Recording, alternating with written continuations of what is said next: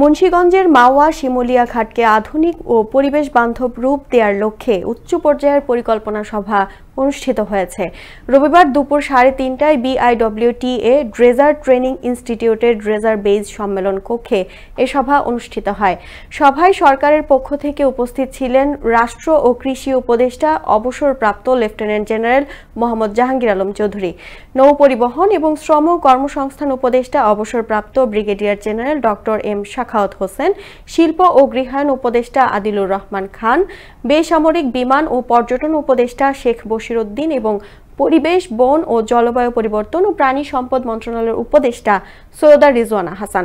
এছাড়াও উপস্থিত ছিলেন মুন্সিগঞ্জের জেলা প্রশাসক সহ সংশ্লিষ্ট সরকারি দপ্তরের ঊর্ধ্বতন কর্মকর্তারা। আমাদের এখানে যে জায়গাটা আছে এই জায়গাটাকে আরো সুন্দর করার জন্য, পরিষ্কার করার জন্য, কিন্তু পোর্টের জায়গায় থাকবে। কিছু জায়গা আছে যেগুলো ওনাদের ইচ্ছা হচ্ছে যে এটাকে আরো সুন্দর করার, কারণ নিজেদের ডিস্ট্রিক্ট সুন্দর করবেই।